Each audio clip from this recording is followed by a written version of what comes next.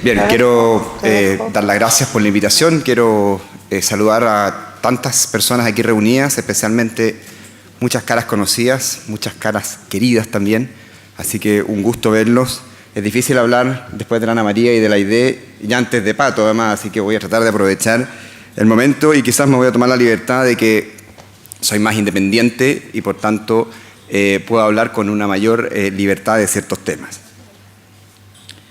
De partida quiero hacer alguna enumeración respecto de como antecedente del contexto en el que está la crisis sucediendo. 4 elementos importantes. Vamos a darle tiempo a Ana Paulina para que...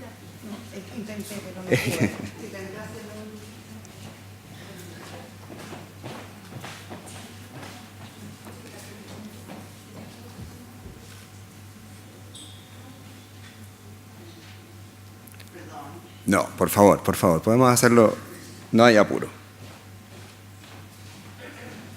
Bien, 4 elementos del contexto de la crisis para después hablar precisamente de lo que nos convoca, que es cómo trabajar la comunicación para recuperar las confianzas. Dentro de estos 4 elementos quiero mencionar, 1, la dimensión de la crisis; 2, ponerle nombre a la crisis; 3, el momento en el que se está dando; y 4, cómo se cuenta esta historia cuando otros hablan de ella.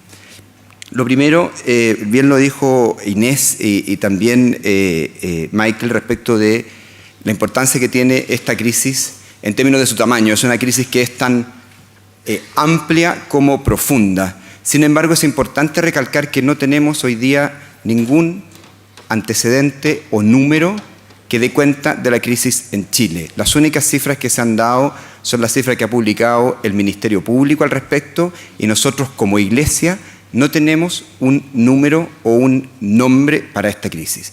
Uno ve cómo en Irlanda avanzaron en base al informe, a Ryan o al informe Murphy, y nosotros en Chile, si necesitamos algo, es precisamente tener un referente sobre el cual poder nosotros saber cuál es la dimensión de la crisis. El problema, además, si bien sabemos que es una crisis profunda, es que se da en un momento en el que también hay otras cosas, que lo mencionó Aide, que están pasando al mismo tiempo. Tenemos un desencanto absoluto en la política, lo vemos en las tasas de participación ciudadana en las elecciones. Tenemos una crisis de descrédito en muchas de las instituciones y autoridades. Tenemos unas dudas severas sobre el comportamiento de los empresarios o de las empresas privadas en Chile. Y sobre esto, además, viene la crisis de la Iglesia.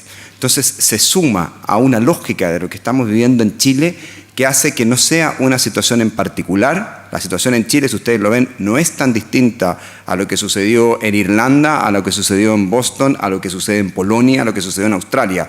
Pero se da en un contexto particular de Chile que sí hace que reviste de una importancia, y por lo mismo el contar con información que nos permita dar una dimensión de esto, creo que se hace cada vez más importante. Segundo, ¿de qué se trata esta crisis? Y aquí voy a citar, muchos de ustedes ya han citado la reunión que hubo en febrero en el Vaticano respecto de los abusos. Yo quiero referirme a la presentación que hizo Monseñor Chicluna ahí. Y Monseñor Chicluna le puso 3 nombres a la crisis de abusos en la Iglesia Universal, en donde calzan perfecto con la Iglesia chilena. La primera, una falta de cercanía con las víctimas. Problema que en Chile lo estamos viviendo en forma patente. Lo segundo, mencionó Monseñor Chicluna, una mayor diligencia o una falta de diligencia en las investigaciones y en los procesos dentro de la Iglesia. Que yo creo que si efectivamente vemos y es revisable, y hay algo de eso, más bien no algo de eso, eso se refiere al fallo civil en el caso Caradima, que habla de una negligencia por parte del Arzobispado de Santiago, es lo que estamos viendo en la Iglesia en Chile. Y tercero, una falta de colaboración con las investigaciones de la justicia civil, o en el caso nuestro de la justicia criminal. Creo que esos 3 elementos, distancia con las víctimas, falta de diligencia y no colaborar con la justicia civil, describen perfectamente cuál es la crisis que tenemos en Chile, y no es distinta a la crisis que hay en otros países. Tercero, el momento de la crisis, algo les mencioné recién, también coincide con que estamos planteándonos aspectos fundamentales como sociedad. Hoy, como nunca, estamos valorizando finalmente el rol de la mujer en la sociedad. Estamos revisando qué es lo que se entiende por género. Estamos además ante la evidencia de nuevos modelos de familia. Estamos visibilizando por primera vez a los menores de edad, estamos valorizando por primera vez las minorías y estamos visibilizando a quienes tienen necesidades especiales. Todo esto se está dando en paralelo con la crisis de la Iglesia. Entonces, en el momento en el que estamos no es un momento de alguna forma casual respecto de cómo vamos a enfrentarlo y cómo vamos a ser juzgados respecto de cómo lo enfrentamos. Un segundo elemento importante es que estamos ante un cambio radical en el paradigma de qué es lo que es la privacidad y la intimidad. Cuando la gente está disponible para publicar en las redes sociales las cosas, hasta el plato que comió o lo que hizo el fin de semana, estamos ante un sacrificio de la privacidad por parte de la propia persona que nos ha puesto que los límites se corran bastante respecto de qué es lo que entendemos como algo íntimo, algo privado. Y la conexión entre íntimo, privado, igual, secreto u oscuro, es bastante cerca. Entonces, cuando se están corriendo los límites de qué es lo que se entiende por privacidad y por intimidad, algo está pasando respecto de cómo nosotros tenemos que entender además cuál es la información privada o la información íntima. Tercero, estamos viviendo uno de los cambios más radicales en la industria de los medios tradicionales. Los medios que hoy día conocemos como medios tradicionales ya son radicalmente distintos a lo que eran 10 años atrás. Y donde además estamos migrando desde un periodismo informativo a un periodismo de opinión, que ese proceso tiene ciertas bemoles que los estamos sufriendo o gozando dependiendo de cuál es el caso. Y por último, y esto me voy a detener porque le doy el pase de alguna forma a lo que quiero hablar respecto a la comunicación, nos encontramos ante un fuerte rechazo a todo lo que se entienda como poder. Cualquier institución que tenga poder hoy día genera desconfianza. Cualquier demostración de poder genera desconfianza. Hoy un concepto que se ha puesto de moda es el de empoderar. ¿Qué es lo que dice este concepto? Empoderar significa darle el poder a quienes no tienen poder. Precisamente a esos grupos que estamos visibilizando o a aquellos que aparecen como los débiles delante de instituciones que tienen autoridad. Hoy día pareciera gozar de una mayor legitimidad aquel que no tiene poder versus aquel que sí lo tiene. Un cuarto elemento importante es entender la paradoja de cómo se cuentan las historias y cómo se cuentan las crisis. Yo hago clases de crisis y esta parte del curso es siempre un éxito. Las historias, cuando un medio, por ejemplo, quiere contar respecto a una crisis, necesita 3 personajes fundamentales. Y aquí no, esta tesis no es mía, es de un autor norteamericano, así que valga los derechos de autor hacia Daniel Diermayer. Tiene que tener una víctima, tiene que tener un victimario y tiene que tener un héroe. Así se va a contar la historia de la crisis de la Iglesia en Chile, con esos 3 personajes. Sin embargo, esta forma de contar las historias no permite más que blancos y negros. Nos sirven los roles desdibujados. El héroe es héroe y punto. No puede ser víctima y héroe al mismo tiempo. La víctima es víctima, ciertamente. El victimario no pudo haber sido víctima. El victimario que se vota a víctima tiene un problema grande. Entonces, cuando se cuentan las historias de esta forma, tenemos varios problemas, 4 problemas. Uno con el narrador. El narrador no le sirven estos roles y no concede algo que no sea blanco o negro. O sea, la historia se va a contar sin matices, sin grises, sin posibilidad de que uno diga, mira, si bien es cierto, no es menos cierto. Eso no funciona para contar la historia. No funciona. Son solo blancos o negros. Segundo, hay un problema con el victimario. El victimario es condenado cuando se cuenta la historia. No resiste ni la investigación, ni el proceso, nada. Carece de credibilidad la defensa del victimario. Y cuando yo cuento la historia, no le quiero dar mucho espacio a la defensa del victimario porque me mata la historia. El victimario es el malo de la película. Un tercer problema cuando se cuenta esta historia viene desde el lado de la víctima. Hay mucha víctima que no está disponible para que su historia sea contada. Lo mencionó Inés, el esfuerzo que hacen las víctimas cuando deciden dar un paso adelante es porque están disponibles para que terceros empiecen a contar su historia. Ese es el mayor desincentivo para muchos que no están preparados, y bien lo saben las víctimas, el tiempo, la energía y la fuerza que requiere poder contar la historia. Y por último, el problema de los héroes.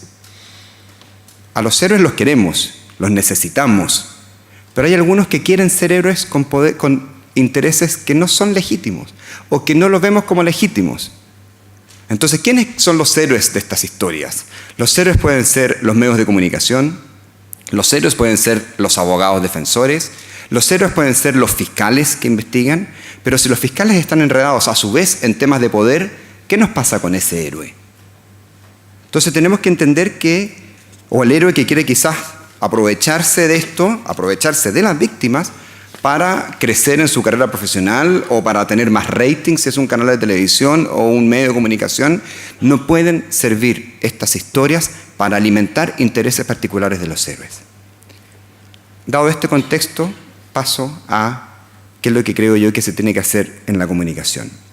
Y aquí voy a hacer una arenga. Yo creo que lo que hay que hacer en la comunicación es todo lo contrario a empoderar. Yo creo que lo que hay que hacer en el caso de la institución eclesiástica es desempoderarla y hacer lo posible para evitar demostraciones de poder en la comunicación de iglesia. Porque hoy día lo que demuestra poder genera desconfianza. Por lo tanto, si nosotros queremos hacer una comunicación basada en el poder, no vamos a llegar a ningún puerto. ¿Cómo hacer esto? Lo primero, reforzando lo que ya han dicho aquí, la idea muy bien, y también otros.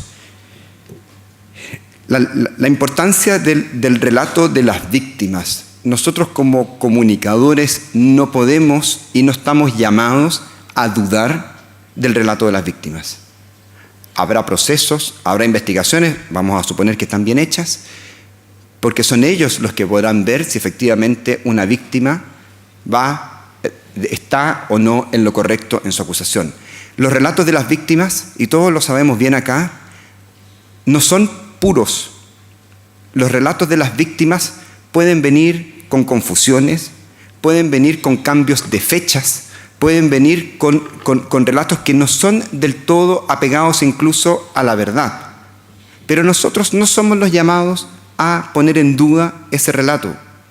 Creo que eso es un aprendizaje fundamental, y en eso yo celebro la comunicación que ha hecho la Compañía de Jesús al respecto. Voy a tomar un poco de, no sé de quién es este vaso, sí, espero que tenga poco uso, pero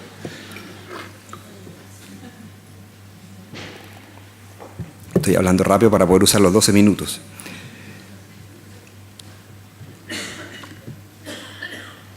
Nosotros, como les decía, no somos los llamados a juzgar si el testimonio de las víctimas es verídico o no es verídico. Tenemos que tener cuidado también con la integridad del acusado, que es también el debate y el dilema en el que nos enfrentamos muchos.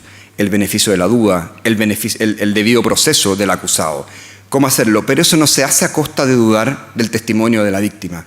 A mí me toca trabajar mucho con colegios, donde hay una denuncia de un alumno en contra de un profesor. Y yo les puedo contar la historia que ellos me van a contar a mí de memoria cada vez que me presentan un caso. El profesor es perfecto y el niño o la niña es raro. Siempre ha tenido problemas. Y su mamá es molestosa y viene siempre a meter problemas al colegio. Siempre es la misma historia. Y eso no significa que no haya habido un problema. Quizás el relato tiene problemas, puede ser, pero no significa que por esa razón podamos dudar del testimonio de la víctima. Eso además conduce a un segundo tema importante, que es la confianza en la justicia civil. Creo que aquí lo que ha habido durante mucho tiempo, no es solo como se ha mostrado en las presentaciones que hemos visto, de no confiar en la justicia civil y muchas veces tener un ánimo de que la justicia civil no haga su trabajo. La justicia civil podrá ser perfectible, y cuando me refiero a justicia civil estoy hablando en Chile en el caso de la labor del Ministerio Público, que es la justicia criminal. Podremos tener dudas de cómo hace su trabajo, pero ciertamente hace mejor el trabajo de investigación que lo que lo hace la Iglesia. Ciertamente tienen las herramientas para investigar, fueron capacitados para investigar y son además, como lo mencionaron ustedes, un elemento tercero distinto a la propia institución. Otro aspecto que lo voy a mencionar relativamente rápido respecto de la oportunidad de la comunicación. Mucho hablamos de la verdad y la transparencia, lo mencionaron tanto la Ana María como la Aide, pero la verdad y la transparencia se juegan en la oportunidad. Nosotros nos demoramos en comunicar. La Aide puso especial énfasis en el tema del tiempo de respuesta.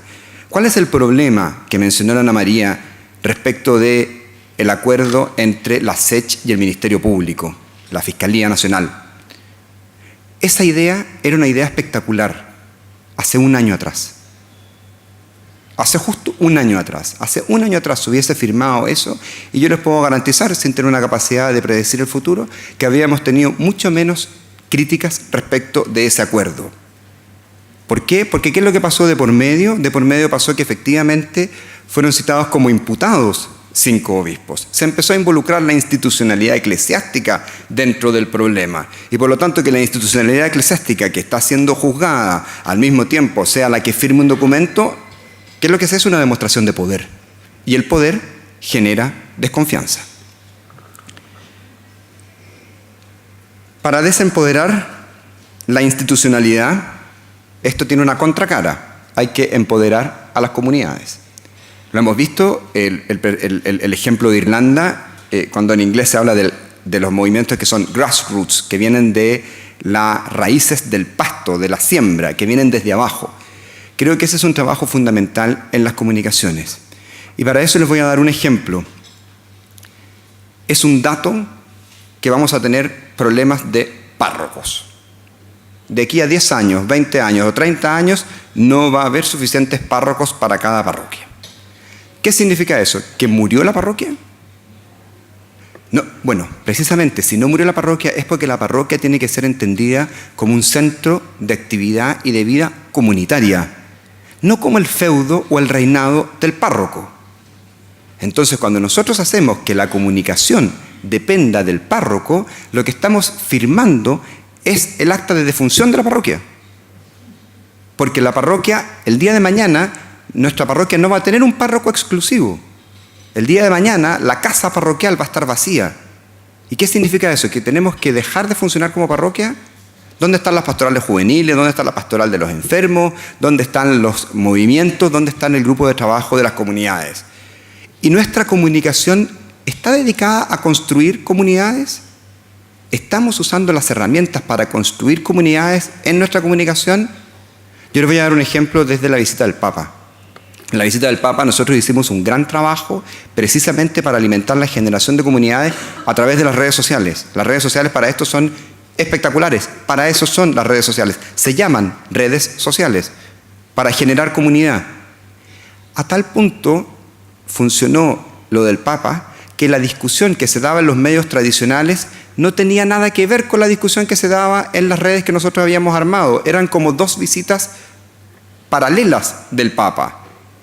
Y nosotros, nuestro esfuerzo y nuestra satisfacción se veía precisamente en el trabajo de forjar comunidades en las redes sociales. Y logramos ser la página social, o la página más bien de Facebook, con mayor interacción en la historia de Chile en ese minuto, precisamente porque estábamos generando una comunidad. Entonces, ese es el llamado que yo hago para ir terminando y cumplir con el tiempo, a desempoderar de alguna forma el clericalismo, más que a desempoderar el clericalismo, a no ser nosotros clericalistas. Estoy buscando el resumen, está acá.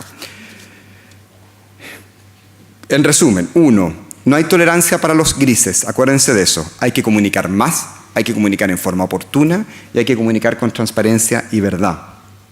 Segundo, abandonar el paternalismo en la comunicación. No somos superiores en la comunicación. Cualquier comunicación que dicte norma es mala. Nosotros no estamos para dictar normas. ¿Quiénes somos para dictar normas? Tercero, volver a lo pequeño, volver a la creación de comunidad. Los medios de comunicación tradicionales no les interesa nada la actividad parroquial. Nada. No peleen porque los medios de comunicación les publique la tonterilla parroquial. Porque la tonterilla parroquial es una tonterilla para los medios de comunicación tradicionales. En cambio, para nosotros, comunidad es la noticia más importante. Y deja de ser una tonterilla y pasa a ser un gran titular. Pero eso es en nuestras redes. en nuestros grupos, en una comunicación pensada en la comunidad, no pensada en buscar poder. Algunas de las cosas que dijo el video de Irlanda era que precisamente la mayoría de sus acciones no eran recogidas por los medios. Significa que lo estamos haciendo bien. Cuando los medios no nos están recogiendo nuestras actividades, es probablemente porque lo estamos haciendo bien. Lo importante es que lo recojan nuestras comunidades. Por lo tanto, hay que aprovechar la oportunidad de las redes sociales. Y en eso nos falta mucho. Hay parroquias que ni el horario de misa se puede encontrar uno en las redes sociales. Ni el horario de misa, o sea, lo mínimo. Y eso creo que ahí hay mucho que trabajar. Muchas gracias.